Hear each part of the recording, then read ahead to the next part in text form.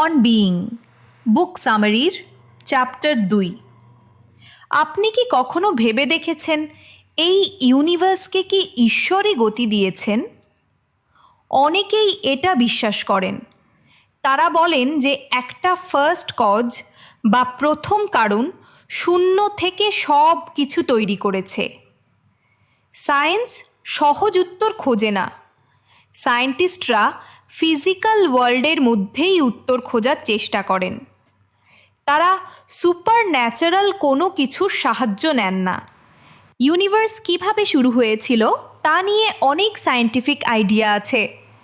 একটা আইডিয়া বলে যে আমাদের ইউনিভার্স আরও পুরনো ইউনিভার্স থেকে এসেছে।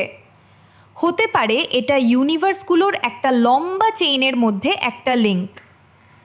আরেকটা আইডিয়া ইলেকট্রিক চার্জের দিকে নজর দেয়। এটা প্রশ্ন তোলে, চার্জের শুরুটা কি ইউনিভার্স তৈরিতে সাহায্য করতে পারত? কিছু সায়েন্টিস্ট ডার্ক ম্যাটারের ওপর ফোকাস করেন। ডার্ক ম্যাটার হলো এমন একটা ম্যাস যা আমরা দেখতে পাই না, কিন্তু মনে হয় এটা তারা আর গ্যালাক্সিগুলোকে নিজের দিকে টানে।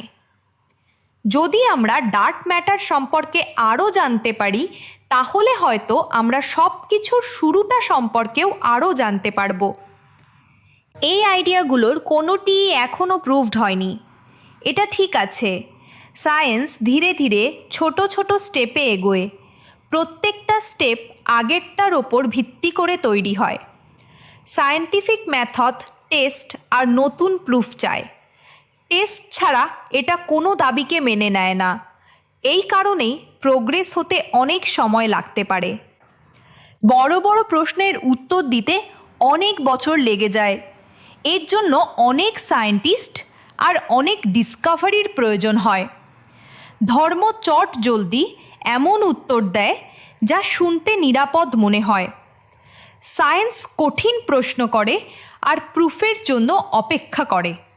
এতে সময় লাগে আর এটা নিজের মতো বদলাতেও পারে। তাই চলুন আমরা কৌতূহলী হই। চলুন নতুন আইডিয়াগুলো শুনি। চলুন সায়েন্সের এই ধীর স্থির কাজটা দেখি। এই বইয়ের সামারির পরের অংশে আমরা এই আইডিয়াগুলো নিয়ে আরও এক্সপ্লোর করব। আমরা ক্লুগুলো দেখব আর এখন আমরা যা জানি তার লিমিটগুলোও দেখব।